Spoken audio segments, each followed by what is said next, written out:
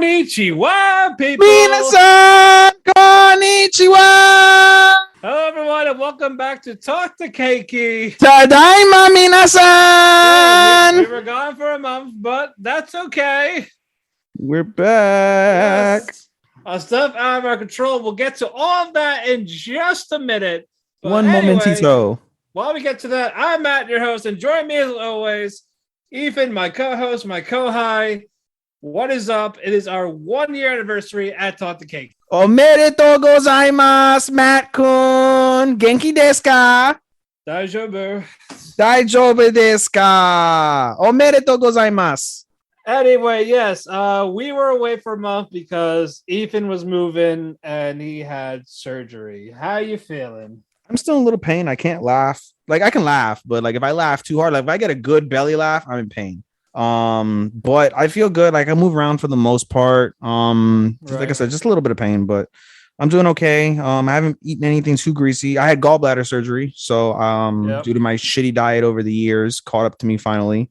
So I haven't eaten anything too bad. I had Subway. That's the greasiest thing I've had so far. I'm gonna test my luck Saturday because I'm gonna take my family out, my mother and my aunt, for a belated Mother's Day dinner I never got to take them to. Right. I'll have some steak. I'll have a alcoholic beverage, and then assuming that goes well, then I'm getting shit-faced fucked on Double or Nothing night because I'm off the next day because Memorial Day. Me too. Hey. Wait, we also had news that W2M Network was gonna merge with American Whammy, but they said fuck us. Well, we said fuck them. They couldn't handle us. They couldn't pay us. They couldn't fucking deal with it. They couldn't afford Talk the Kēki, folks. They couldn't afford the cake. They didn't have the cake to afford us. They didn't have the cake. They didn't eat the cake. They had nothing. They had fucking banana bread or some shit. Well, good thing, because if it were up to us, the longer we would have stayed there, the more we probably would have put cyanide in their cake. Oh yeah, no. But yeah, apparently they were very picky, demanding. So I'm glad we didn't have to make that announcement merger as we were away. But it's like, oh yeah, we're done. Never mind. Okay, so fuck you. We're done. Right, but there goes our monies. Fuck, I wanted monies. I want to get paid for this shit. We get paid in exposure. Do we? You're right. No one stopped me yet in the street and be like, oh, you sound like that guy that I heard on Talk the Kēki. Oh, it's because it's me. Holy balls, it's you. Can I take a selfie? Can you sign my tits? That's how you know you've made it. When somebody asks you to sign your tits or your ass crack or something, that's how you know you've made it. Unfortunately, a lot of fucking anime groups said no self-promotion. So fuck you for that. But not eat the cake, because we can self-promote all we want on that bitch. Yeah, but I'm talking about like people outside of that would actually give a shit about us. I know. But they're like, oh no self-promotion. Like, so what the fuck? You can suck my cock. Yeah, that's suck my perfect dick. Suck it. But we got a fun show. We're not gonna review much. I'm not, so because I've been out for over a month with everything we've been out for over a month. I didn't get to watch anime for a good 2.5 weeks or so. I'm almost caught up. I'm behind on a couple of days too, so I'm behind on a fucking multiple days on 3 shows, including two of the most important ones. I'm behind 4 episodes of Spy Family and 5 episodes of Kaguya. 3 episodes. No, 4 and 4. It might be 4 and 5. Either, regardless, I'm several weeks behind on the 2 biggest shows of the season. Yeah. So because of that, and obviously that those are 2 of our main drivers of this season, we won't be doing many reviews today. We'll go over a couple reviews. We'll talk about what we have seen. Yeah, we're gonna say like, hey, this is what we think so far. That way, when we actually do catch up, hopefully next week, which will be our last one before I move, and then you'll be out for a couple weeks. Yep. Probably not that long. No, not as long as me. No. I'm gonna catch up as much as I can on my last day before I move. Mm-hmm. Then I'm gonna use that time, to use a couple days to settle in, and before record, I'll just gonna binge shit because I'm not gonna be working until the 20th. Well, it's a miracle that you're still working, considering you told your boss that he can go fucking jump off a cliff and get stabbed by Donald Trump's fucking cock. Fuck. Yeah, that was an annoying day. I finished in time somehow, but that was still annoying. Somewhere you fucked up, but it's okay. It's not your fault. I didn't fuck up. There was a phrase for this that my partner said. Indeed. By the way, I gotta find it. Hold on. Unrelated. I'm wearing my Impact merch that I got at the Impact thing. Yeah, calculated mediocrity. That's what I did. I've never heard that term. Calculated. I didn't hear it until yesterday. It's like, you know what? I'm gonna fucking use it. I'm gonna use that now. It's like, yeah, I know what I'm doing, but I act mediocre. Right. Because I don't want to deal with people's shit. Hey, that works itself out pretty fucking well. I will say. Exactly. God damn. But we will do the actual reviews last. So we're just gonna do quick little recaps of what we've been watching. Any news?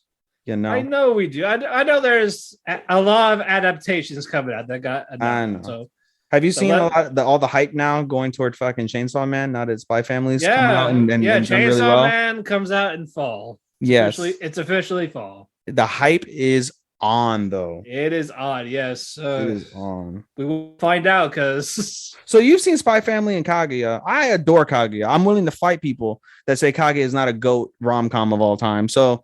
Oh no, we said we'd talk about this later, so never mind. I was gonna. We'll get to that later. We'll get to that. Yeah. I was gonna ask, just what do you? Those reviews are gonna be brief because I don't want to spoil anything. I'm gonna say it was nice. That's all I'll release. Senpai, yeah. All right, let's get to these announcements, adaptations. Yes. The Masterful Cat is depressed again today.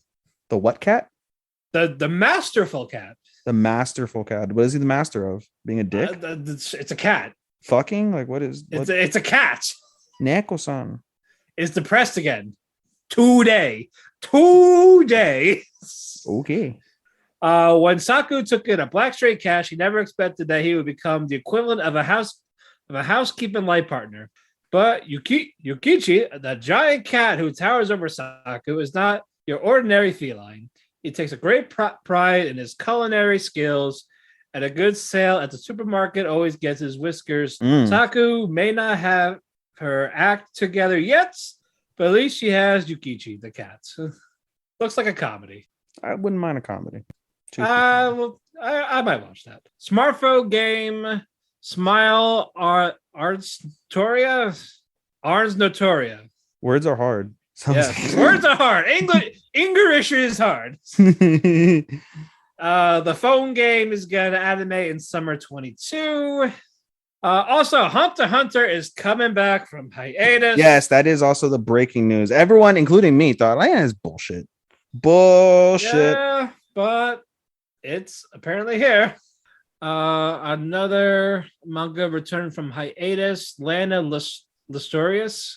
And Case Study Vanitas is going to be on hiatus for the manga. So, fuck. Womp womp. Adult Swim announces an original anime. Adult Swim, another one, you mean? Ninja Kamui. And, I can't say Shenmue is an original because it is an adaptation of a game. This one's just a straight up original. Oh, interesting. The maid I hired recently is mysterious, is getting a summer 22 adaptation. The maid you hired is mysterious? Yes. I guess she likes to peg people. That could be the mystery. Could be. Fire Force has a third season confirmed. Yes, that was another big one that was another big one. I'm looking forward to it. Yes. Yuri Is My Job is getting a TV anime. Is like Yuri like lesbianism? I don't know. Maybe. It's a job, damn it. Hey, eating pussy is a job. Let me tell you what. Motherfucker. I can't laugh too hard. Let's move on. Kubo Won't Let Me Be Invisible is getting a TV anime. When I hear Kuma, obviously it means bear in Japanese. I think Kubo. Kumo. Sorry, I think of what's it called? The girl from Stardom that does this. Oh yeah. You guys can't see what I'm doing. Who's listening to us on Apple or Spotify or wherever you're listening to? But I'm doing the Kumo dance. She's a girl in Stardom. Look her up. She's really cute, little chubby, but she's cute. There's a double anime to all of you that I loved and to the enemy who loves you. I am so inspired by this. I cannot wait. We've seen the posters. We didn't know what it was about, but I read what it's about. But I'm saying before this came out. Yes, it looked interesting. Yes. Comes out October 7th. You find out they come out the same day, but the ending is different depending on the order you watched them in. So it's interesting because for those who don't, like Matt said, the order is different. Basically both movies are around a boy. I forget his name, but it's a singular boy, 17-year-old boy.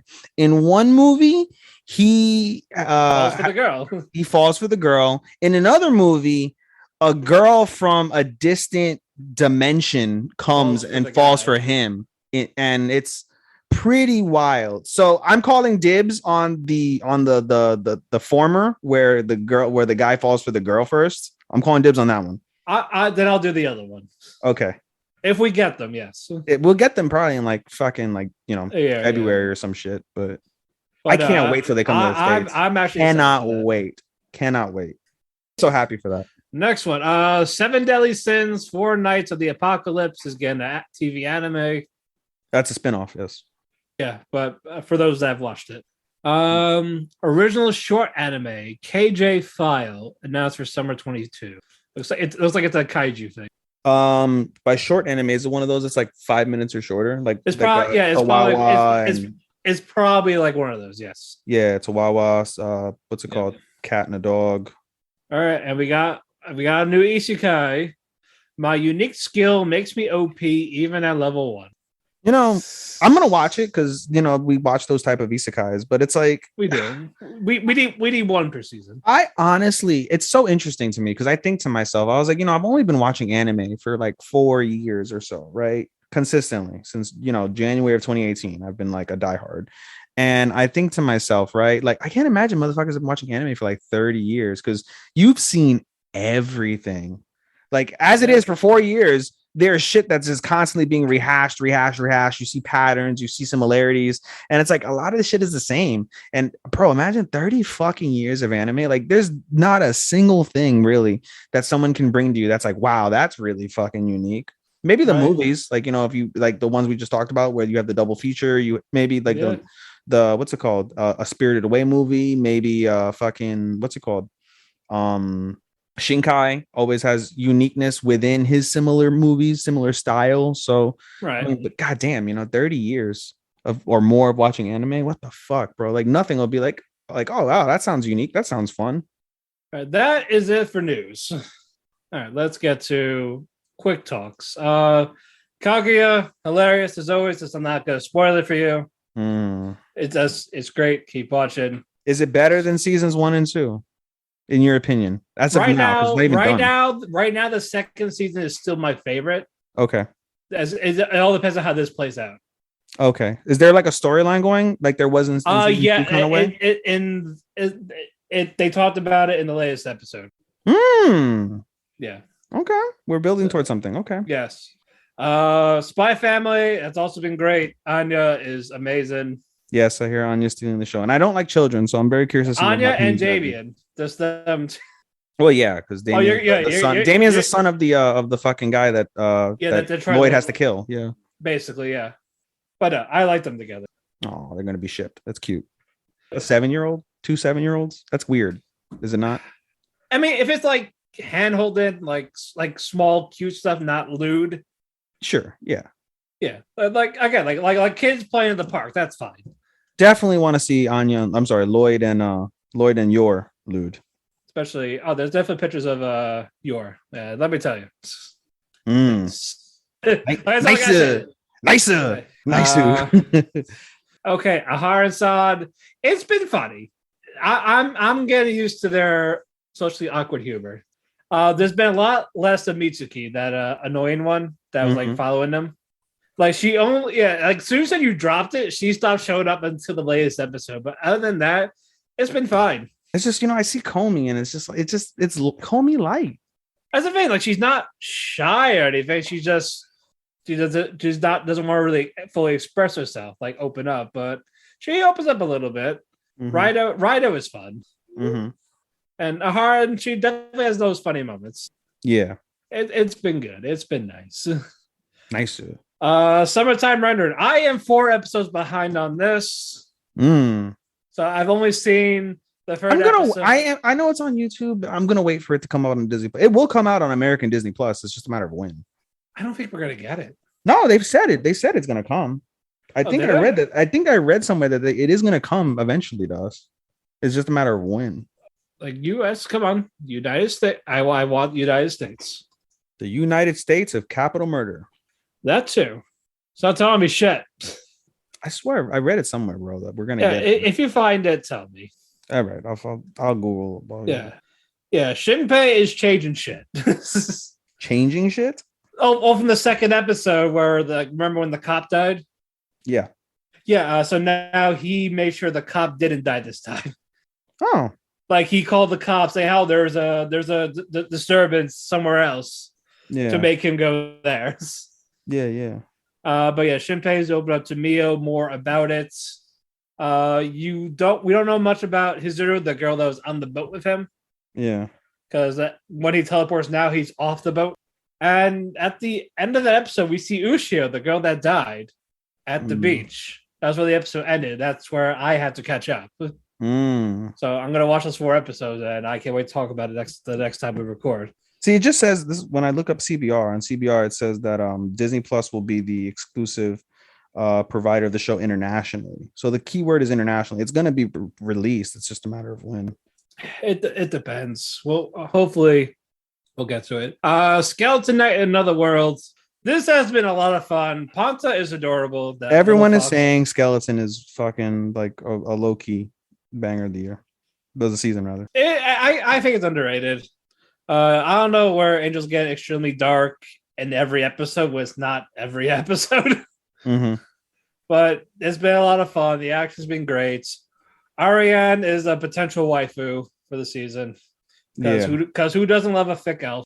Hey, I want to hold on to her fucking thing. She's got curse for days, so. And she's a fun character, I guess. But hey. What? I said that's what's up. That's what's up. That is indeed what is up. But no, I've enjoyed a lot of these characters. The action's been fun when we get it. The CG anime is fine. It's actually not bad at all. It's mostly for art, and it blends well in the background. See, for me, when I first saw it, I was just turned off by the fact that it really just sounds like a fucking sounds like Overlord Junior. That's what it sounded like to me. Just there's minus a harem. Minus which is one of the most fun parts. But if I had more time, this would be one of those like I would go back and like I would have watched if I had more time. Truthfully, well, I gotta figure out what I want to watch in our final week when we have a week off. Like nothing's airing. So I usually binge one show. So it might be Love After World Domination, the Power Rangers one. I've also heard that's good. I've also heard that. So that might be the one I will pick up. I'm really upset because I'm not gonna have the time. I don't think to be. I wanted to fucking watch Made in Abyss and I wanted to watch Classroom of the Elite. And I haven't seen either, and I'm not probably gonna have the time to. Yeah, that's gonna. Yeah. At this point, that's gonna be difficult. Yeah, dude, and I'm upset because I want to see them.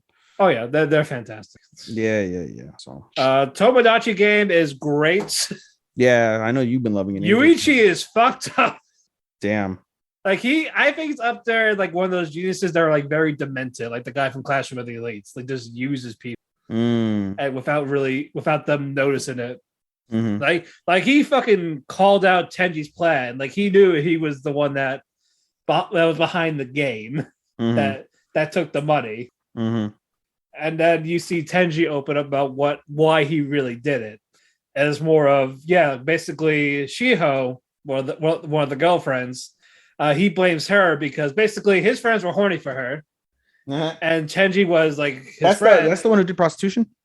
No, the other one. Oh, the black-haired one. I think you're gonna say the black girl. I was gonna be like, they have black girl. No, there's no such thing.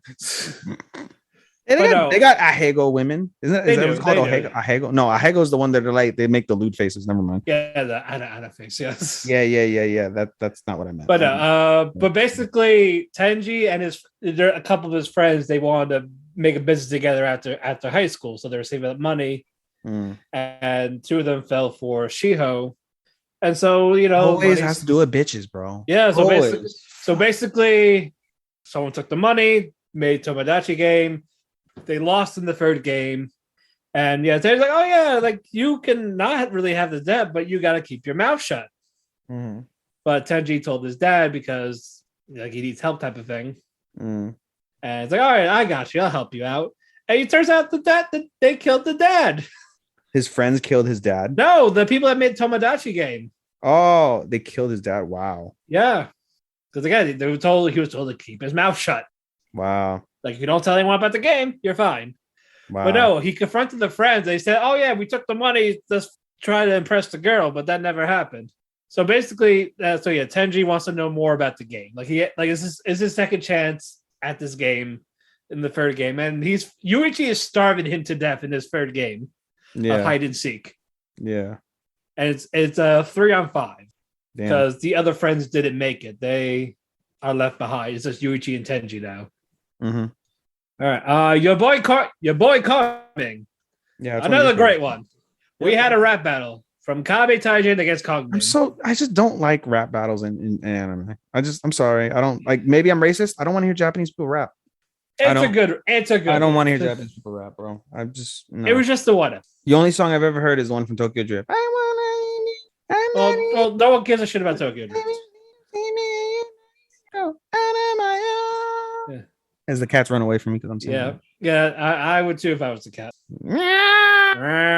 But basically, Aiko is doing self-discovery type of thing, like because Kami says, "Oh yeah, I booked someone to record your music," type of thing. Yep. For the plan to get those 100,000 likes. Yeah. And his plan is that OnlyFans. Yeah, no. Basically, we're going to post stuff 3 days before the deadline. So, but before that, Aiko has to release a song, and Kabe has to rap out the best freestyle rapper and win. No pressure. And with Aiko, when she went to the recording studio, she was like, "Oh yeah, sing the cover of this song." And the guy was like, "It's good, but I don't hear you." So it's like one of those, like, it's basically her finding her voice. Yeah, that makes sense. And we got another girl added in, Nanami. She's not in their crew yet, but she's a part of a different crew that you don't know, but they don't know that yet. But like a rival crew or just a miscellaneous? But basically, they're going for the summer festival thing also. They're in the top. They're in the top right now. They have 60,000 likes. So they get their competition. Okay. They could, yeah. But Comic says, since they grew that quickly, they're not going to grow any higher. Like that's their peak. So that's why they want to do it 3 days before, and then just wow them right then and there. Mm-hmm. Yeah, with Nanami, great singing voice, plays the guitar well as well, just like Aiko. So that episode, there was an episode today. I didn't watch it, but we'll get to it. I'll get to it when it comes out. Indeed. Diamond Recipe for Happiness. It's been nice. Mm-hmm. It's that gourmet one. Yeah. Nothing crazy. We got a little bit of backstory with the father and all that. What you call it? Itsuka's mother came in because she finally found her. Aww. As she was going to take her back. Mm. Because basically, her and the dad got separated, divorce type of ordeal. Mm. And the dad was taking care of her until the dad said, "Peace." Deuces. So that's why Nagamu's family was taking care of her, and she's like the apprentice of this bakery. Mm-hmm. The mother changed her mind, like she's not going to take her back home after all. Like she sees that her daughter's happy here, and like again wants to find her dad. Aww. I think what happened, but we're gonna figure out why he fucking left her. Right. She's like 10. Ain't shit, motherfucker. Yeah, ain't shit, motherfucker. I think I have one more. I do. Tsubaki in the heart of Kanochi Tsubaki. The ninjas. The dick hungry ninjas, yes. Well, just her. Okay. But I knew the art style was similar. It's the same person that made Takagi-san, the Teaser Master one. Yeah, you can tell by the I just didn't put two and two together. So Brice was like, "Oh, duh." Yeah, it makes sense. Yeah. So yeah, that's why I'm glad it's actually wholesome and not fucking fan service. Right. Because that was my fear. That was my fear after reading the plot. Lolly Ninja is horny for dudes. I would say no, calling the police. Shame. Bro, lollies are ridiculous, bro. Like I'll get to it in a second when I talk about Dawn of the Witch, but yeah, we'll get to that. But yeah, Tsubaki's group has a new girl, Rindo, who basically was in the village, who lived in the village full of men, as is now in this village full of girls. Yeah. And the other ninjas were respecting her, like, "Oh, it's a guy, it's a spy." Oh, and shit. Tsubaki's like, "No, it's not." Like because Rindo's covering her face with the mask because she's shy about her face. It's like, how do you know you're not a guy? Prove it. So Rindo just pulls her bottoms down, And it's like, what does that mean? Why are you pulling your pants down? And then she whispers in Tsubaki's ear and it's like, oh, she's not a guy. Why? Because guys have the thing in their past called a dingaling. Oh yeah, that's right. I saw that fucking picture. Like it's dingaling. Like that's stupid. So anyway, as I was saying, Tsubaki is actually pretty good. I actually think it's underrated. She still wants Shimpo. She still wants Shimpo. Well, maybe she'll talk to a guy near the end. We'll see. Bro, if this ends in like her losing her virginity, I'll die laughing. It's not gonna happen. Stop it. Is she like 12? Probably 13, 14. Because Takagi, if I'm they're in middle school. They're like 3 seasons in, but they're still in middle school, are they not? Or are they in high school now? I didn't watch it, so I don't know either, but I know they're 3 seasons deep, so yeah, I think it's gonna end with the movie though. I know they get married. I think you had mentioned that to me that they get that the whole. Yeah, there's a spin-off manga where they're adults. Yeah, and they're married and shit. Yeah. Hopefully, to fucking Takagi's giving her the chimpo. Well, they have a kid, so. Oh, he definitely did. Yeah, laid it in there. Let me tell you. All the shit you did to me, bitch. And let me tell you, Takagi as an adult, thick. THICC. Yes. Hey. Check out that ass. Hey. Alrighty, I'm done.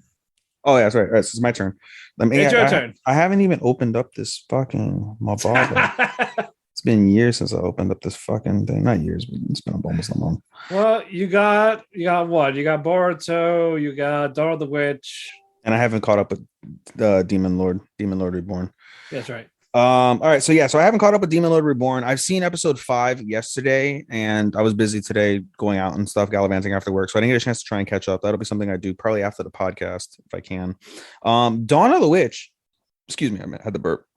Ugh, almost threw up. That was gross. Anyway, Dawn of the Witch has been good. The new episode came out today. Haven't been able to see the newest episode, but caught up as of last week.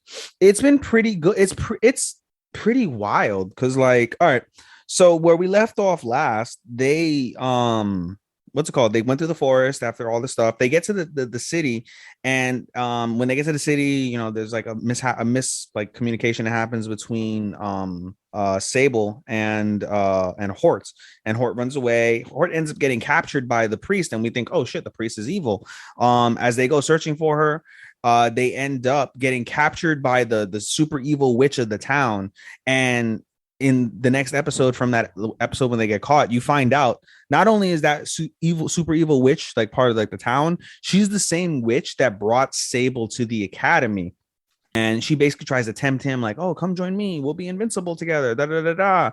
But by this time, like the witch and the people that made her think, like, "Oh, they killed Hort. They killed what's his dick? What's his dick? Where is his dick? Damn it! What's his dick? Kuro, the alligator human thing."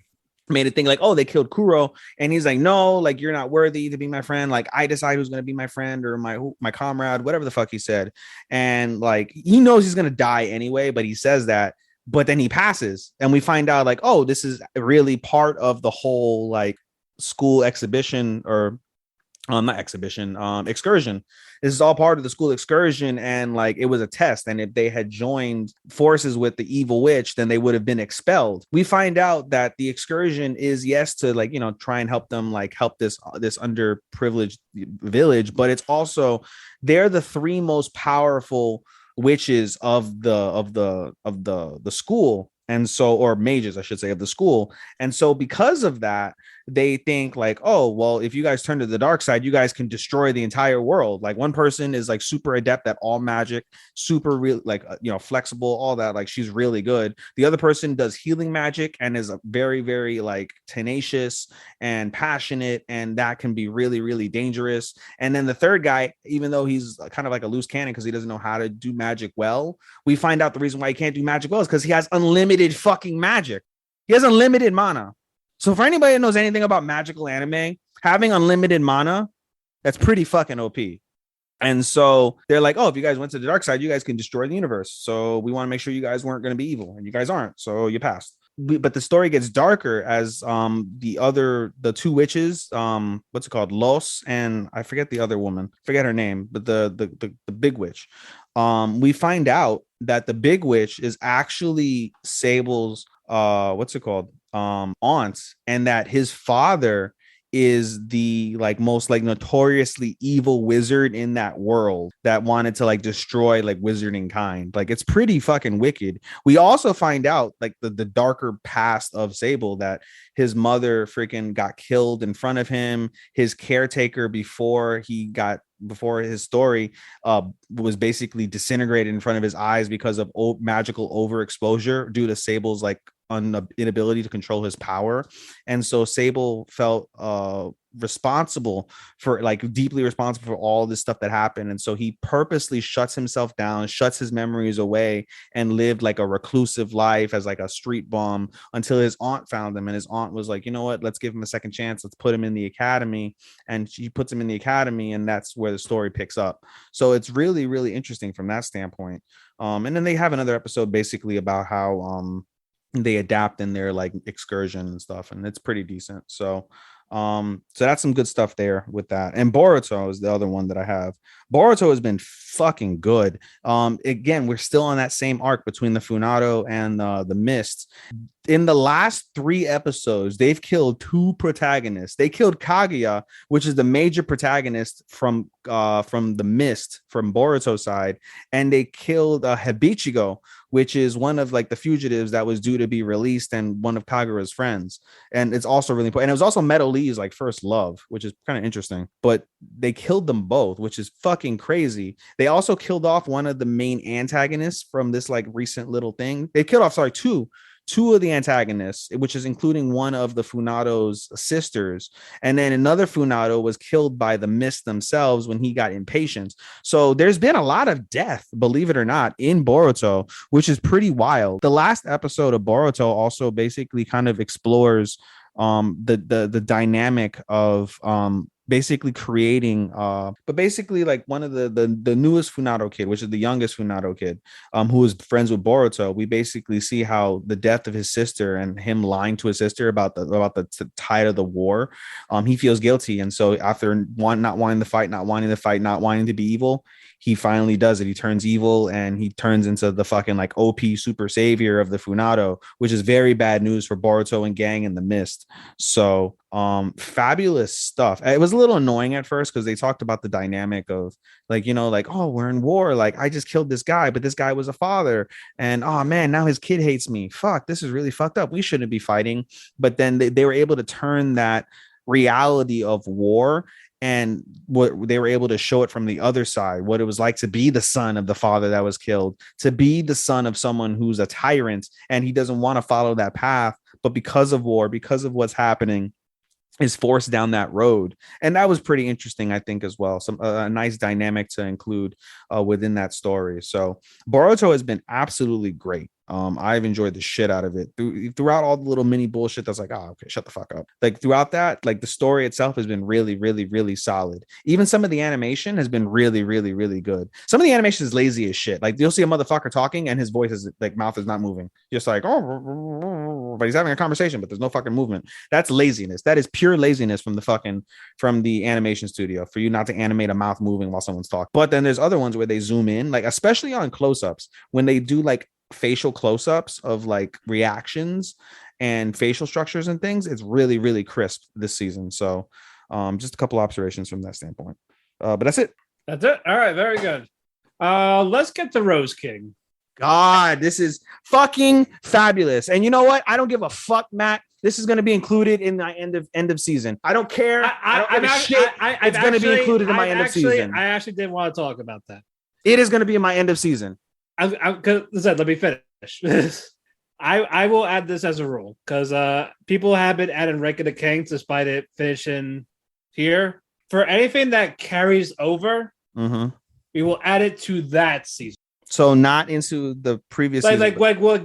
We'll add characters into this season, but like the season that they're in. Yeah. But for like best anime stuff like that, we'll save that for the following season. Okay.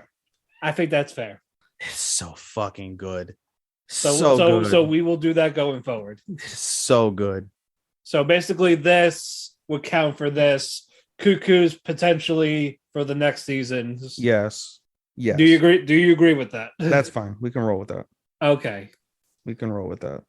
Especially I just realized we are sharing a lot of them. We can go over a lot of reviews, except for. I think just a recap because there's too many episodes. I know we're a month behind. I'd rather just do quick recaps, like important stuff.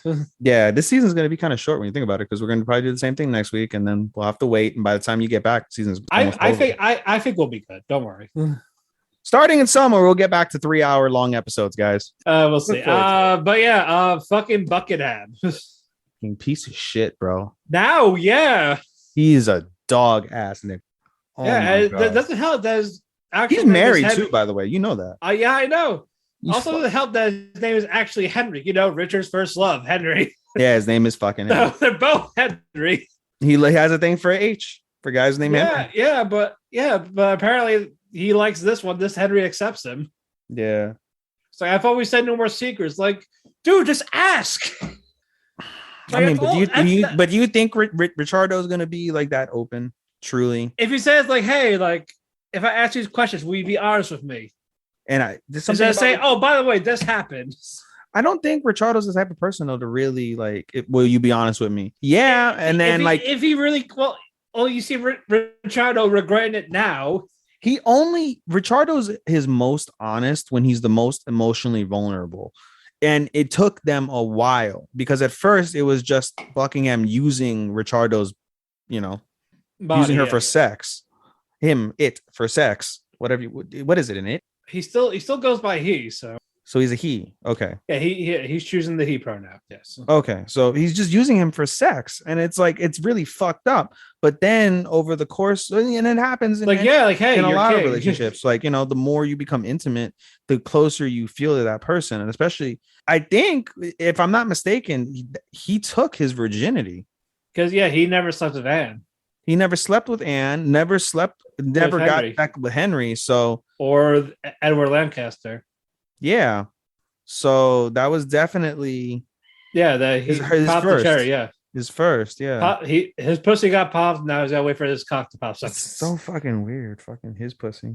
What is that like to imagine bro, you having both parts and you have your dick inside of a vagina? I don't know this. I don't know anyone with that. The other person does a reach around and instead of going into the butthole, it goes into the pussy. Or if you do the 2 for 1, you get 3 holes. Oh my god! So does Henry? Does Henry give him a blowjob while fingering him, or maybe, bro? That's gotta be hot though. I gotta say, bro. Imagine 1 in the stank, 2 in the pink, and you're getting your dick sucked.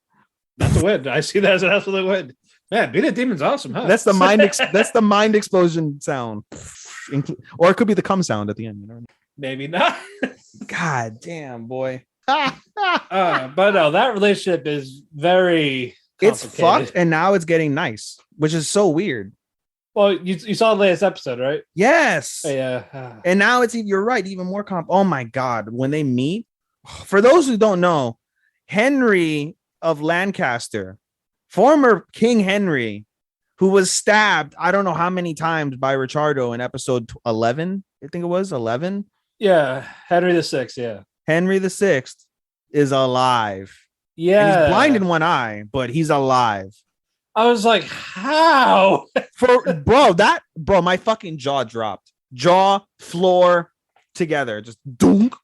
When I he's fucking alive, bro, and not to mention he's been the guy that fucking that Buckingham has been kind of reaching out to, because Buckingham's like, I know somebody who knows somebody, and he's the guy who killed Henry. Is the guy that killed fucking his brother, Richardo's brother, with the wine. He's the guy who's been the secret murderer. Exactly. What? He goes by the name James Tyrell, so he doesn't know Henry until he hears Henry's name when Richardo calls out Henry, because they're about to fuck in the house that Henry VI and Richardo had slept in together. They were, yeah. Bro, madness. I just feel bad for Richard at this point. But it's like he's also warped because he purposefully killed his brother and understood that. He purposefully, he became twisted himself. Yeah. He's twisted. Crowd, but now that he's king, is just You know who I blame? His mother. His mother is the sole reason why Ricciardo became who he became. The best person in the show now is fucking what's his face? Catesby. He's the most wholesome person in the entire show now. Right now, yeah. By far. Yeah. It's crazy. I've always Buckingham for the support, but no, he's just fucked up. I gave it 5 stars after episode like 16 or 17. I was like, I don't give a shit what the fuck happens. This is, unless it goes to like Wonder Egg priority bad at the end of the season, this is a 5 for me. The end, point blank. And that fucking jester guy. who oh my god. I forgot his name. I forgot his name too. And there's that's Tudor. Henry Tudor, I think. Or Edward. No, yeah, Henry Tudor. That's his name? Oh fuck. Henry Tudor. I see him, yeah. Henry Tudor, bro. And do you know the Tudors? Did you ever watch the Tudors on Showtime? He's that film in. Henry Tudor becomes King Henry VIII, I think. He becomes King Henry VIII. Spoiler. Henry VIII was known for well, I don't know how that plays into this, but right. Henry VIII was known in literal history. So I'm actually talking historical facts. He was known for being a playboy, and like he would fuck a bunch of women, and he went through like a couple divorces. I think we see Anne Boleyn. Have we seen Anne Boleyn? I think she has popped up once. Yeah, I think we have. Yeah, he marries Anne Boleyn, and that becomes a huge scandal in British history. Ends up killing Anne Boleyn, marrying somebody else. I think because he was originally married to the Queen of France, and they got divorced for Anne Boleyn. Like it's a humongous it's what you see in Requiem, except real life. If you ever watch the Tudors, I loved it when I first watched it. Full of a lot of sex as well for a 16-year-old kid. Love shows that have lots of sex. I beat off to it multiple times, but it's pretty wicked. In the end, in real life, he dies of syphilis at like the age of like 40 something. But I believe it. From all of his whoring around, he used to be like super like fit. He used to be an equestrian rider, and he gets like super fat as like time goes on and all his stress and shit. But yeah, that's Henry Tudor, bro. Nice. So, bit of but goddamn, he's a twisted fucker. He is a twisted son of a bitch, indeed. So I can't see how he plays out. This is fucking phenomenal. Phenomenal. Let's move on. You're caught up in Shikimori? Yes, I'm caught up on everything, like I said, except Spy Family, Demon Lord, and what's it called? And Spy and Kaguya. Yeah. Izumi is trying. Yeah, he definitely tried in the previous episode. He did. I agree. He's actually helping Shikimori this time. he did, and then he almost died.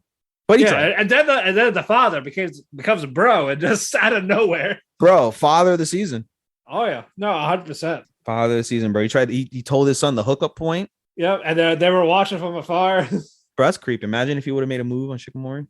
Makoto won't mind, and she'll get on top of her husband. Bro, I think fucking Yu's mom would definitely like get horny watching Shikimori fuck her son. Oh no, that's what I said. She would get on top of the husband, and they would have sex. No, I think she would even want to join in. She's like, you can let me join in. She's so red. It's cute. I love, bro. It's a that after credits. Like, what the after credit scene. What are you doing? You're in a cooking class. You're in a cooking class with your son's girlfriend. What in fucking crazy Yuri? Oh god, it's like this is not the time and place. And then the fucking the knife. The knife teacher's like, make sure you handle the knife correctly, please. Also, I love Yui, the blonde hair girl. Oh yeah, she's fun. She's like everything is pain. He. She's like I don't want to. And the other kid who's Yu's best friend, Shu. He's definitely a good bro. Shu was a good. He definitely is. They got a good group of friends. It is very, very good. No bullshit between them. Just 4 homies. Are they gonna get together? Well, 5. Well, there's 5. 2 of them. Kamiya is there too, but I think she just. Oh yeah. But she might be. I just respect Shu. No, sorry, it's Kyo, not Kamiya. Yeah, well, I think Shu is definitely going to get with one of the 2 girls. It's just a matter of which one. Yeah, I think it's gonna be Shu and Yui. Probably, for sure. There's just something about them. But no, eye colors. I'm so enamored watching the show. Simply looking at their eyes, they have the best eyes in all of anime. Oh yeah, especially the Izumi families like Makoto, Yu. Oh, they're so gorgeous. I am liking so fucking gorgeous. I'm actually liking Yu and Shikimori's couple. Like the fact that Izumi slowly does try to do better. You can actually watch them as a couple. I mean, what did the other ship? Lloyd is not really a couple, it's just a fake one, but they haven't done anything. They really haven't done anything after that. But they're gonna get because of the adult dynamic.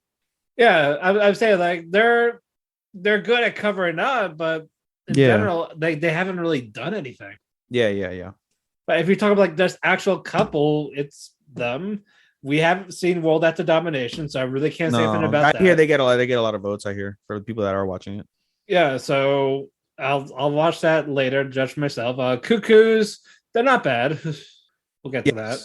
Yes, we will. Kaguya, depends on how that ends. I gotta catch up, and I'll let you know. Yeah, but no, like so far they're the good couple right now. Because they're the only real couple. Exactly, until something changes within the next few weeks. All right. Shield Hero. It's finally a little bit. Shield Hero. Yes, after halfway through. I'm gonna just make it a 3 because I don't think they're gonna do anything that's gonna eclipse that, especially with how bad it is. I'm gonna do it right the fuck now. I'm making this a 3 out of 5. I didn't see yesterday's episode. Oh, I have.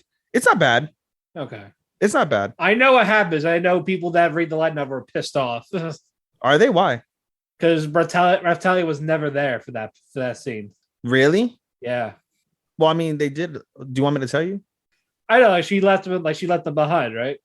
No, so she was gonna be. So they get to the point where they're gonna use the dragon vein to teleport to the capital, and as they touch it, everybody starts to glow. And then apparently, who's the evil guy? The book hero guy. Kyo basically does some shit and deactivates her spawn to the dragon vein, and basically she sacrifices herself in order for them to escape. And so that's how that episode but that's the thing, like but you're saying because she was never even there to begin with. But where was she? I don't know. I didn't really like that, so I can't tell you. But was I was Philo reading their there? comments, like she wasn't even there. Was Philo there? Because they haven't even found Philo yet. I think she would technically be an egg. Still. That's exactly what I was thinking. I was like, yo, if fucking Raptalia ended up becoming a child again, and everyone else is at level she 1, would be an egg. Then she would have to be an egg. Yeah, so they gotta find an egg. Kind of stupid that they let her dive in there. Then. Yeah, why did you fucking go? That was dumb. But at least Shield Hero is becoming more like Shield Hero. Yeah, again, this took past the halfway point.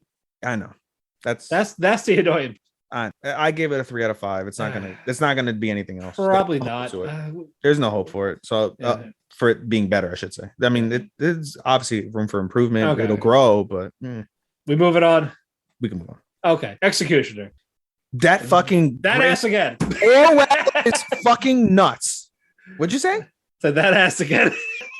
It unnecessary. But it was there. It was so unnecessary.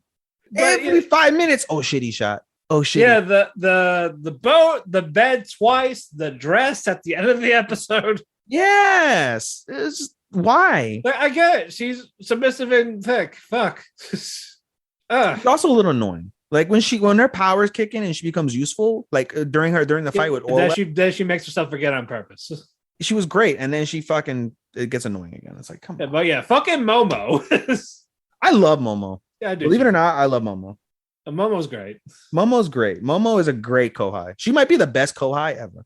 Yes, fucking when she went ballistic. Yeah, she fucking went fucking ham for a ribbon on her head because of the ribbons, and then she got her ribbon. Meadows. Yeah, she reminds me of a cat. She definitely reminds me of a Neko, bro. Like she likes to get rubbed on and petted and shit. Oh yeah, almost definitely. But she's so dependable.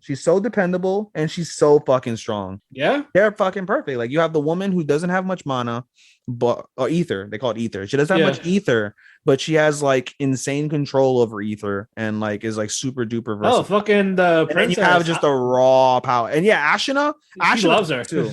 I love Ashina. She might be one of the best characters. As I said, I like them together more than Meadow and Akari. Yes, I would agree with that. Yeah, because they have better chemistry. That dynamic between them is like. Yes, I would agree. Let's ship them. Fuck it. Nah, I can't ship them. They'll probably be the better couple. But we also got that twist with Flair. Like we knew that. Which one was it again? The basically Akari has been this timeline before. Meadow died. That was a mind fuck. Like it took me a while for me to understand it, and then it like dawned on me. I was like, so she basically she's already dead. Yeah, like this happened, and basically she reversed that time with that just to try to fight Flare again. It's crazy because she died. Flare killed her, and Menno's dead. Yeah, she turns to salt. She gets caught up in that the salt, the endless salt field or whatever. Yeah, but fuck. So now it might be different. There's basically Akari has to die. That's what Akari wants Menno to do, like to kill her properly. Yeah, she does, and it's so wild when they put her in the catastrophe. No, pandemonium. The pandemonium. They put her in the pandemonium, and she's like, "Oh, not this again. Again." Wow. Yeah, I guess Menno tried everything in the book. Yeah. Poison, stab, send, pack of wolves. That's so dark that she knows, like, this is my best friend. She has to kill me. I want her to kill me. Yeah. But I can't tell her that. Like, but she doesn't realize it either. Like, it's so nuts. It is nuts. So wild. But this is a very unique anime for sure. Like, out of all the animes, when I made that comment earlier in the episode where I was just like, there's nothing fucking unique. This is one of those that is pretty goddamn unique, I would say. Cuckoos. Are you caught up on Cuckoos? Yes, I am. Okay, fuck it. Now Hero is engaged? Yeah. Like, God damn it. Everybody has these fucking engagements. It's weird. Yeah. Let me tell you, the mother, Umino, she was going to throw hands with her own child. Yeah, at the restaurant. Like, you want to go, you punk ass bitch? Yo, for real. She's a gangster mom. I was like, good dude, let's go. She is a gangster mom. I always laugh. They both are. They're both delinquents. Yeah, the father is hilarious to me. Yeah, I can only imagine like fucking like when you think of like the delinquent, you think like, they must have been having crazy ass sex in high school. They did. They probably fought before sex. Oh, probably, bro. But no, we're not getting a lot of Sachi, the non-sister. It's mostly Sachi, Hiro and Erika. Sachi, yeah, it is Hiro and Erika. We don't get a lot of Sachi, which is so wild because after episode 3, Sachi's like, "Oh, he's not my brother." Oh, and she starts to like get an idea, but she gets upset. She does get upset. I think it'll eventually happen, but right now it's just those two. That's so weird, but not really. Like you're not related, but the fact that you've been living with them for that long, though. Dance. No, I was gonna say if you want to keep talking about cuckoos. Let's keep talking about cuckoos. I was like, that was really it. What you call it? Nagi surpassed Hiro in the test. That was his goal. But like, if I beat you in this test, get the test. Well, he ended up at least getting one thing because when at first she was like, "Who are you again?" And now like they constantly acknowledge me.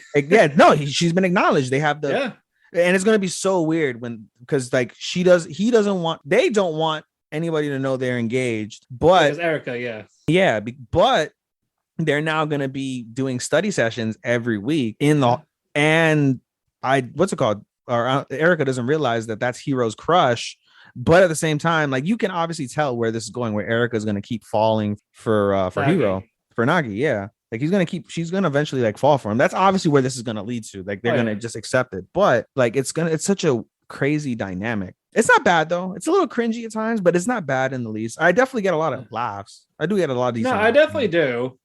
It's weird with these harem rom-coms. I usually don't pick the main girl, but for this one, I think I like Erika the best out of the three. I really wanted to like Hiro, but she's not clicking with me yet. She has a charm. Erika definitely has like this charm. It's not because she's the prettiest of the three, but it's just more of she's more outgoing. She basically got thrown out for Nagi. She got thrown out of her school for Nagi. She wanted to take care of him. It's one of her few friends. So like there's something to that's very like wholesome in their own like unique and funny way. So I dig it. I like that Hiro's like, I'm her big fan. You shut the fuck up, Nagi. I was like, oh shit, Jesus, okay. Well then. All right. That escalated. I did. I was like, fuck, all right. Hold your shit. Jesus. Yeah. Now let's move on. Dance. This has been crazy. The art is phenomenal. Like the animation is, especially during the Swan Lake dance. Oh yeah, that whole thing. Glorious. And I like how like Lou and Junpei have made friends now. They've made a couple friends. Yeah, they have like And their three. bro, like everything friends. is going pretty well for the most part. Fucking Junpei and his douchebag friend who was like basically calling him the F word. Yeah. And shit was like now like he's like, oh, this is unique. Like, oh, you know, you'll be fine. And now it's like if you don't know ballet, you love it, but the people that actually know ballet, like that sucked. Yeah, and I liked one of the things it took him a minute, but I appreciated it also was the principle of him saying at the end, like, hey, you know, like my arrogance is causing my downfall. And that self-recognition is so critical, especially for like a 16-year-old kid. That self-recognition is very, very, hell, very he critical. Fucking learned that from the piano lady. The old piano lady who's she was a godsend herself. She's like, hey, come with me, like see them in sync. Yeah, like without even like no music or anything. It's inspiring. It is a very inspiring anime. The scenes are very inspiring. You can understand like it makes, even though I like Dance because I understand and like the arts since my cousins did theater, not ballet, but you know it's still the arts, and so I have an appreciation. You're still acting. You're still performing. So I have somewhat of an appreciation for it compared to some others, and it's just seeing how that is and the dances and the precision and the way Junpei acts. It's very, very inspiring. It can be cringy the way he acts sometimes, but it's also very what's it called, raw, because as the lady said, like it's a gift for you to be able to just lose yourself in the music, but you're not at the level with your basics where you can do that, which is why he has to count 1 2 3 4 1 2 3 4 1 2 3 4 1 2 3 4 the whole time. But he has gifts, and even a couple of the people in the class have said that, like, you know, like the kid is better than you guys because when he gets corrected, he corrects it, he understands it, and he doesn't mess up again. He has a raw passion that is very hard to follow. Like people have reasons. Like Lou's kind of been forced into this life. That next episode is gonna be rough. It looks. Really, I didn't look at we're getting to Lou's past. Like, yeah, well, his grandmother, and you see like the clips of it where his grandmother was like fucking beating him. Yeah, but they're gonna go into that next. Yeah, because you see the one kid at the end of the episode while they were at the ramen shop, Google, and you see like, oh, like come to find out, like he's trying to find info on him. Yeah, like Lou is the bastard child of the aisle. Like that was not his father. Like he doesn't really know his father. It's also weird seeing Dio teach Junpei to dance. Oh yeah, right. Yeah, it's the voice of Dio. Like, it just dawned on me. It just dawned on me. Like Dio's teaching him how to ballet. You thought you can ballet, but it was me. Like Junpei. Junpei. Like count to 8, damn it. Nani? Yeah, I was like, God damn, that's all I hear now. I just hear Dio just coaching him. Junpei. Oh my god. But this has been terrific. It's been great. It is definitely been great. This is definitely very like, if you want to pick an underrated for the season, I think it's definitely it is very underrated just because of the type. Like I understand most people aren't going to watch a fucking ballet anime, but it is very, very unique, and it is very, very underrated, very, very underheralded. I don't know. It reminds me, like I thought one thing I was thinking of as I was watching this, I was like, I wonder if like Yuri on Ice, if I were to watch Yuri on Ice, it would be similar, you know, a little bit. Like I would think like those kind of like unique shows. Like I wonder, obviously Given is both Yuri on Ice and Given are yaois, and this isn't quite a yaoi, but like I think to myself, like it has like that same, like it's in that same vein of like uniqueness, but like being like renowned as like a really good anime. So I wonder if like it falls under that same ledger or not. I don't know. That's something I was thinking. I was watching the episodes yesterday. I'm definitely looking forward to the next one. Okay, now up next we're gonna talk about Komi. Yes. So, you know, I'm enjoying Komi season 2 more than I am Komi season 1. Agreed. But that said, I'm really annoyed that Komi she's made more progress and making more friends, but she doesn't. I want her to speak more. I want her to like. You know, she's not going to till the end once it's over. It's not gonna make a difference because it's over. Oh, it's frustrating. Frustrating. But that's why they love her. I don't. I know you don't. I'm still gonna probably give this a 3, but I'm enjoying this way more. I will say I am enjoying this. Tadano he's making his moves on Komi. Bro, Tadano is really a perennial best boy contender. Oh yeah, no, 100%. Tadano is definitely a perennial best boy contender. Be honest, fucking helping Makoto. Yeah, and Komi. I love Makoto, and he has that delinquent vibe, but he's like very soft and bro. I also die laughing because it's Makoto is similar to Makabe. because I said he looks like a lot like Makabe. You tell me he doesn't look like he looks like fucking just minus Makabe. The Band-Aid, yes. He looks like Makabe Togi. For those who don't know who we're talking about, we're talking about New Japan wrestler Togi Makabe. You can Google him. TOGI space MAKABE. Our gorilla. Yes. Yeah, but no, him I'm enjoying a lot more as the new addition. Yeah. Omoharu's been fine. That one-eyed girl. We saw a little bit of Komi's brother, Shosuke. He's unique. I want to know more about Shosuke because he's quiet like his father, but he's not quiet, I don't think, because of social anxiety. He's quiet because he's just... this is a phase. Like, they're all different. Like, Komi wants to talk, can't talk. He doesn't want to talk and really can't. Like, he doesn't want to. The father can't, but he wants to type. No, but Komi definitely takes after his father. And then the mother, I don't know how the fuck, bro. Like, I don't know how the fuck the mother and the father got together because they're like polar opposites. I think she's just very patient, bro. Like, she must have that must have been like her only goal to like get him to talk or smile or something because he doesn't even fucking smile. You know that? No, he cares. He cares about his children. I think he smiled with Komi. Yeah, I think he did like once. Yeah, like when they were hanging out at that juice bar. Yeah, like that episode was definitely very touching. Like you can obviously tell he definitely cares about his child, which is great. Which is great. But yeah, they all take different aspects of each other. But it's just fucking her mother's so like, and her sister. I just love how the mother's like, now kiss too, bro. And her aunt is just as fucking loud. Also, her cousin's annoying when she's like, she cries when she's happy. What? Yeah. No, honey. No, that's not good. Also, Himiko, what the fuck? Which one? The dog one. Oh yeah. I want to be treated like a dog. Woof woof. Like Jesus Christ. she's not my least favorite character. My least favorite character is the obsessive fucking lesbian. What's her name? Red. Yeah. No, she's too much. She's too much. No, yeah. She's soured on me a little. She's too much. I don't like her. What? Like, I like Omoharu better because she's like more platonic with it. Yeah. Komi's attention. Kaede, the one that talks very slow. I love her. She's funny. She's tolerable. Like, I like that. She's funny in her own way. Like, yeah. No, stop. No. Yeah, but no. Himiko and Ren are too much. 10 minutes go by. Yeah. What's that other friend? Nene. I like Nene. Which one is that?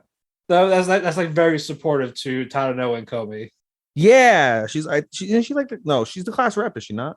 She's the brown hair girl. Yeah. She's really nice. And I also like from the last episode, the country bumpkin. Which one? The country bumpkin girl. I like her. She's wholesome. I'm trying to think what her name was. Idar or something like that. Something with an I. Ikara. Eiko? I don't remember. Mekaru? No, not definitely not. Something with an I. Ikada or something. Oh, Ikada was the guy from Boruto. That's what I meant. I just remember that one. Ikada from Boruto. Inaka. I knew it was with him. Yeah, the short hair. Yeah, she's the short hair redhead. She's very wholesome. I like that. No, I've been enjoying a lot of these characters. It's not those two. I agree. I concur. Like, especially like I said, lesbian Yuri girl. Nope, don't like her. Definitely. She also not Najimi is still Najimi. Yeah, she could fall off a cliff, and I'd be like, thank the heavens, she fucking fell. But no, I've been enjoying Komi season 2 way more than Komi season 1.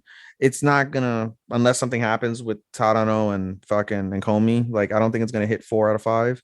For me, it'd still probably be 3, but it'll be like a high 3. Like, like I gave it a 3.5 before. Like, this is definitely like 3.75. If it keeps up the pace, it could be a 4. But I'm enjoying it for sure. Yeah. All right. Now we're gonna close that with Quitting Hero. I've been enjoying Quitting Hero as well. I just don't know how I feel about it being technically an isekai. It is and it isn't.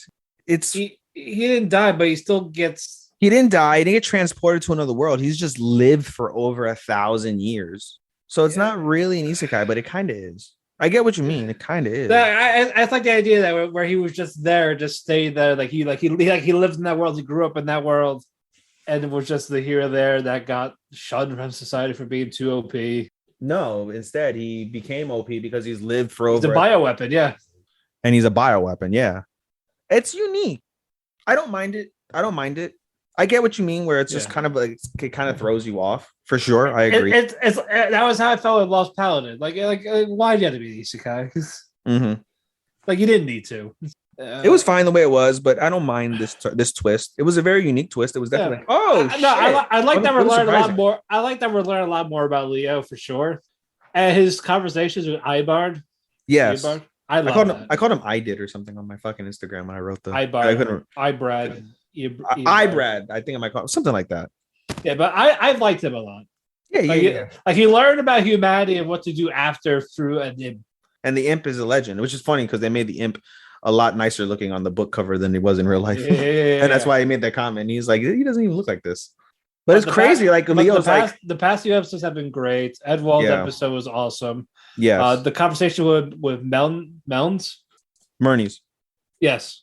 Yeah, I've been enjoying those conversations. Then like teaching how to be social wearing that maid outfit, and he was the first one to find out about Leo's past. Yes. So I've been enjoying all of that. I'm excited for the meeting. Yes, on Tuesday when the episode drops. I am definitely looking forward to that. Yes, I wonder if he's actually going to show his face or not. He said he was going to. But will it happen though? I think what would shock me is he's about to say it. I think what's gonna happen. And something happens. Something happens, like some major. That's what I think will happen. Yeah, I think so. I agree. All right. I think we're done with the seasonal stuff. Let's get to finishing.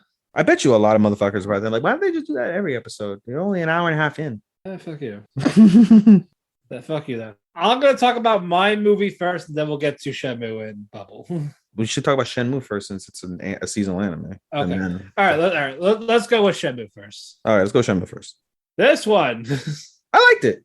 No, it ended nice. It did. For sure. We definitely got the fight with Rio and Landy, and Landy clapped him again. Land. Didn't even touch him.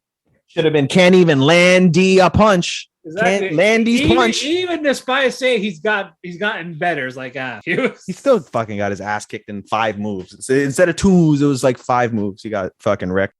Yeah, so bad. I feel bad for the ass woman, but at the same time, I don't because as soon as you hear somebody that's just like like you try to fucking he tried to Dragon Ball Z power up as he's running toward Landy with zero fucking with reckless abandon. Like you knew from jump he was gonna get fucking kicked in the stomach like ASAP, bro. Like I don't feel bad for that. That was just fucking retarded. That was derp. Yeah, it's just like wow, man. Like come on, like he's a martial arts master. You're still new. I mean, no, he's like a grandmaster, basically. Because I mean, Shenmue's technically kind of like a master, like by definition. Well, Rio, he's tried, but I'm saying like Landy's more skillful than he is. He's more disciplined. Well, because he's his father's age. He's had so many years, 30 years to hone his craft. And fucking what's his face? Rio's only fucking 17. Yeah. So, and he's been doing it his whole life, but.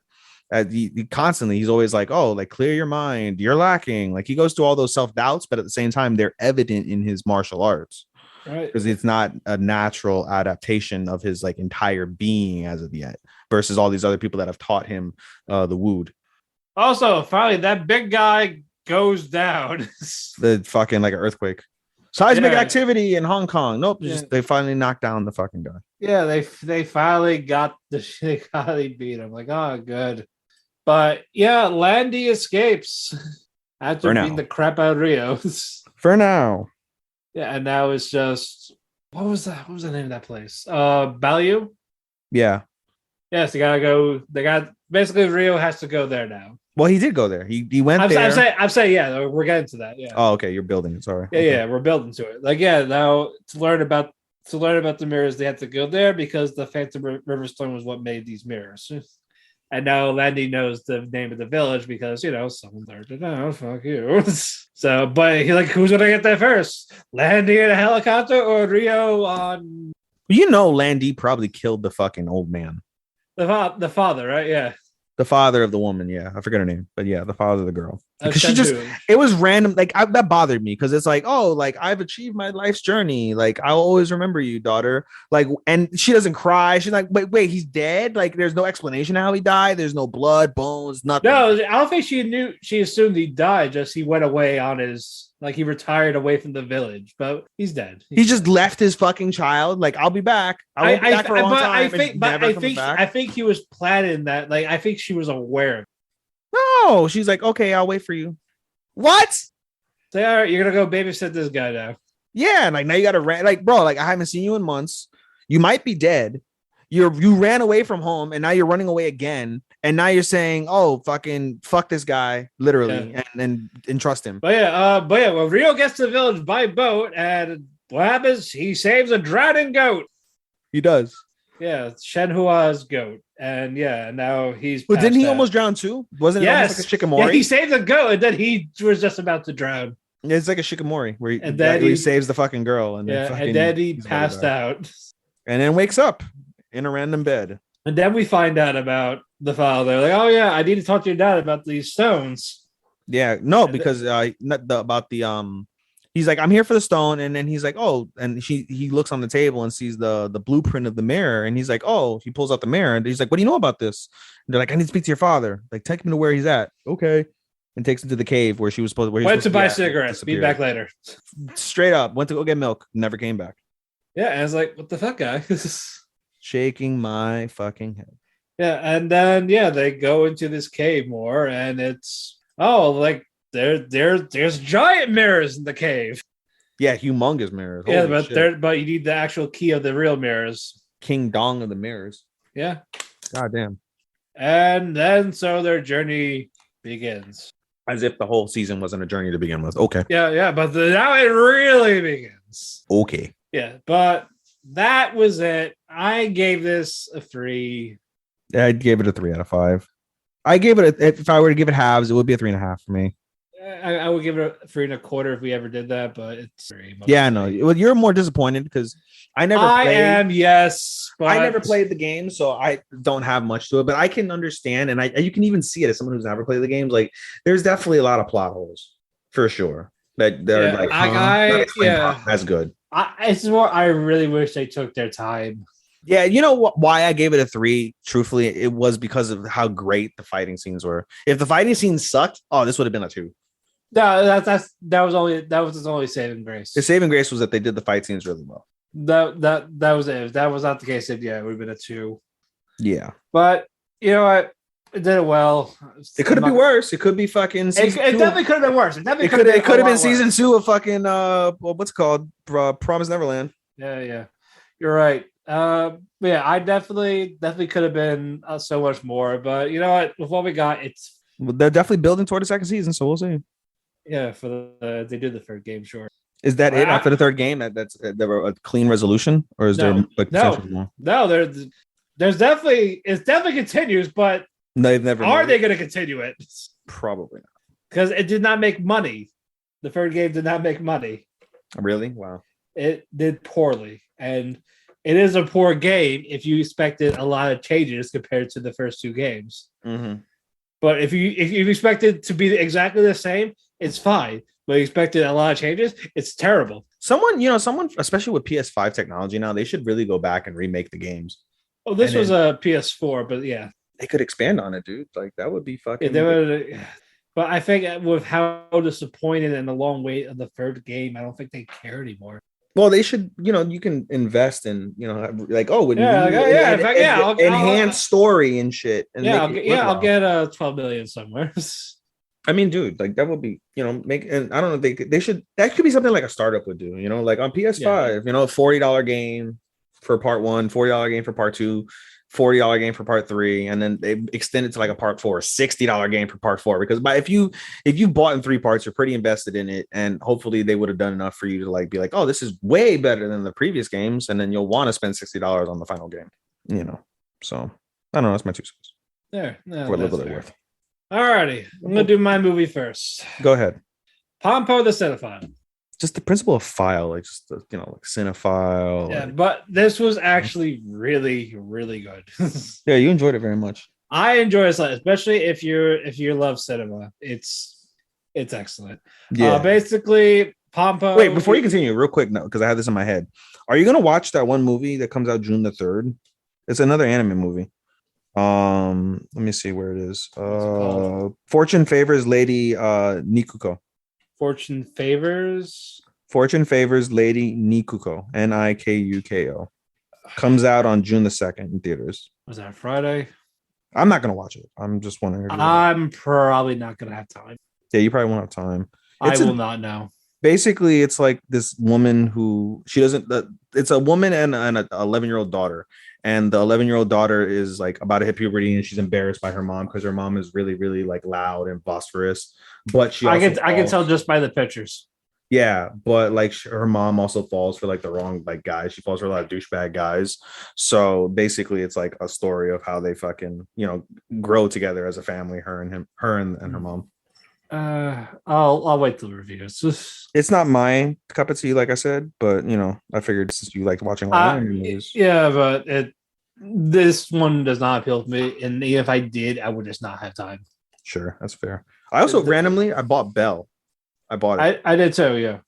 Even though we've seen it, I bought the steelbook from Target. Yeah, I just got the regular Blu-ray. That's all right. Anyway, sorry for interrupting. Go ahead. But yeah, basically, Pompo has this movie company but she makes B movies. Like because they're quick, they're easy, and she knows what she's doing. Yeah, she gets the best actress, and yeah, show off her body because that's what B movies are: hot people but talented. Yeah, that's what Mistia is. Like she's like the best. She's considered the best actress in the world in that movie, and yeah, she's just doing these B films as she's having fun basically. But Pompo, she actually gets a script. Like she actually writes a script for like an actual legit movie, not a B movie, and she wants Gene to direct it. This intern that's like her assistant.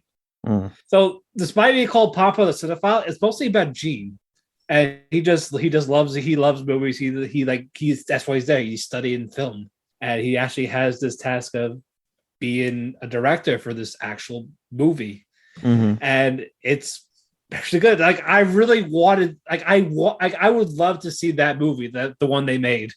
Well, from the clips we've seen of it, I would watch that, and I like that. And they got the Martin Braddock, who's considered like the best actor who retired. Like he's doing this as a favor for Pompo, and he was friends with her father.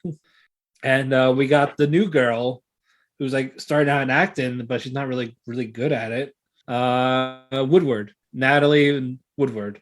Yeah, she finally gets a big break, and she's that one. And for the movie they're making, it's basically this with Martin. He's this composer that got like burned out all this. Like he ruined his relationship and all this, and he actually goes away, he goes to the countryside. He meets this young girl, and then it's not a romance either. It's basically like this reigniting the guy's spark of being this composer. And yeah, it was nicely done. And the B movie actor, Mistia, the best actress, yeah, she has a small role in this, and she wants her name out of it like a secret because she wants them to focus on the new girl. And I like that. And with Gene, like he has all these ideas for the shots, and they run with it, and it goes well. And he's edited it, and he knows what Pompo likes. And it's actually like a joke for the movie too. Pompo likes her movies 90 minutes, like an hour and a half. If it's too long, it's too long. It's too short, too short. Is that how long the movie is? Yes. Oh, nice. Yeah, and they talked about that at the end. It's like, what you like? It was exactly 90 minutes long. Nice. That's what's up. I was like, oh shit, that's actually really good. It's actually like an hour and 34, but intro credits. Yeah, still an hour and a half. I was like, that's amazing. It's good enough. Yeah, and yeah, he keeps editing this movie, and it's like he needs more time. Oh yeah, it's got 2 weeks, but he said it was missing something. It's like, oh yeah, so we need to reshoot. So this is where Pompo gets pissed because all the crews are doing other work, and it's going to cost a shit ton of money. So you want me to just call all them back with no money, like cancel those movies to do this one just to shoot one scene? Like, yes. Like, well, and then financiers pulled out. They pulled out the movie. And then one guy, forgot his name. I think his name is Alan, who kind of bullied Gene when they were younger, like high school. Like, not really bullied, just like you're writing this crap. Like, he writes like movie stuff on his notebooks. Like, he writes this shit. But no, he actually has a change of heart. Like, and now he wants to actually help them. And yeah, they were doing that. They were like and basically they had a little mini documentary, like Pompo, Martin, Woodward, and Gene. They were like talking about the movie, like why people should back the movie. And then The finance, like, it's a nice story, but why do we help people? Why the fuck we do that? We're the bank. Fuck them. And True then words were never said. And then the guy was like, guess what? You guys were being filmed saying this shit on live stream. Fucked. I was like, fuck, he's definitely fired. But no, the president of the company says, I like you. You're awesome. We're going to back this movie. And you shut the fuck up. So they finally do it. They make the movie. And they won all the Oscars. So it's good. All of the slammers. Director. Woodward won the actress. So did Martin. Papa won producer, best film. It's great. And the manga is still going for it. So hopefully they'll make a second movie. But yeah, that's it. All right. Let's talk about the actual main event. We're going to talk about Bubble. So good. The Netflix movie Bubble. It was so fucking good, dude. I can't explain enough how fucking good I think you liked it more than I did. Yes, I probably I didn't hate it. I just did not give it a 5. I gave it a 5. I gave it a 4. I gave it a 5. I mean, it's tough. I'm really into shit like that, but yeah, dude, I get it. For those that don't know, Bubble is basically Little Mermaid with parkour, not Disney Little Mermaid. Little Mermaid with parkour. Not Disney Little Mermaid, real Little Mermaid. So if you don't know what that is, Google it, kids. Oh my god. Yeah, and they did that, like, holy shit. But I will say the animation for this is fantastic. It is next level. Next level. Especially the parkour parts. So good. It is so good. So amazing. And the music behind it. Superb. Yes. Like, all that I like is just, I think plot-wise, it was just meh. Mm-hmm. I think that was my only critique. If it was like a little better plot with it, then yeah, this probably could have been a 5 out of 5 movie. But I liked Yuta. She's cute. Like I liked her face. Like it's a bubble. She's a bubble. She's not a human. Yeah, she's a collection of bubbles. And she was killing those eggs. Oh God. I was like, what the fuck are you doing? Hibiki is nice. I wish we got more about the crew. Yeah, aside from Kai. Which one was Kai? The one with the white headband, the second best runner, the orange hair. That was with them in the final race with the Undertaker. Okay. Yeah, that guy. I wish we learned more about the Undertaker team. Like, how did they get this equipment? All that shit. Yeah. The fact that we didn't, the fact that we didn't get to know about them is like, But the focus on the main ones, though, that worked. Mm-hmm. That was still fine. And fucking Bubbles. Goddamn Bubbles. Bubbles rule the world. Who run the world? Bubbles. Who run the world? Bubbles. Oh, sorry. Yeah, fuck that. Fuck you, Beyonce. But no, it's... Again, all that is nice. I think this writing-wise, I expected a little more. But it was simple, and it worked for this. I cannot be mad. It's just like, it's not fantastic. But everything else for it, though, is. Again, animation for it is stupendous. It's stupendous. And the other thing that I really loved was the musical score. The musical score was phenomenal. The animation was stupendous. The end is really what sold it for me. You know, I'm a sucker for ends like that. So for me, I enjoyed it very much. Yeah, dude. There's just something about it. Like, I enjoyed it. I mean, the plot was a bit weak. So I don't disagree with you from that standpoint, but I didn't find it that it was enough for me to just be like, fuck. Like, I wasn't like that the whole time. Like, I was able to suspend. I wasn't like, fuck. It was more like, all right, what, like, it's like more like, what else you got type of thing. Like, yeah, like, I feel like I was able to suspend my belief to watch it and just not be affected by the fact that the story is by definition just me, Right. I agree with it. So I gave it a 5 out of 5. I was touched by it. The end, I didn't cry, but like the tears were definitely there. They were welled up. They didn't fall. So I didn't cry by definition, but disintegrating back to like foam. Yeah, I mean, I don't know, man. Like, I don't know. Like, just the principle of Homeboy not like, fucking what's it called? Where I'm trying to think of what the word I'm looking for is. Like closure? No, like he didn't have anything, especially with his mom like going away. Yeah, no family, nothing. And so he had Bubble and Yuta. He had Yuta, and there's something that he felt connected, and so with that connection, like he was able to build, and that's something that helped. It's his fault that Tokyo got flooded by bubbles. It is his fault for talking to her. It is his fault, but like I said, it's her fault too. Yeah, it is his fault. But like I said, at the same time, like there's just something that you're able to build that connection because he built that connection because he had nothing, and so there's something touching about that aspect of it, and especially like I said with the score, with the way that they develop, like it's interesting because it's like it becomes like something like a pet, and then they end up falling in love because of the fact that they share like their secrets, they share that connection, and it's very interesting, I feel. And I don't know, to a certain extent as well. Was it more of like a relationship type of love, or was it more of like a just companionship?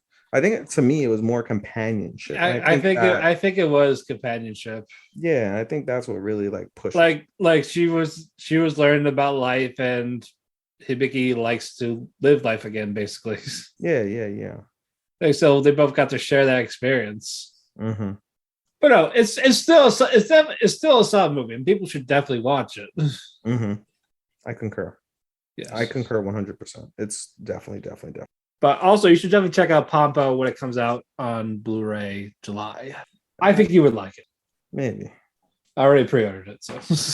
Oh, there you go. Oh, there we go. If I ever go to Vermont, I'll watch it on your shit. Yeah, sure. I'll get the projection. But all right, but we talked about all those reviews. Again, it's been a hell of a year. It has been a hell of a year. We did mention at the very beginning, this is our 1 year anniversary from our very first show, and it has been one hell of a ride. We've gone over by easily over 100 anime. Yeah, we definitely have, and it's just more. We're still growing.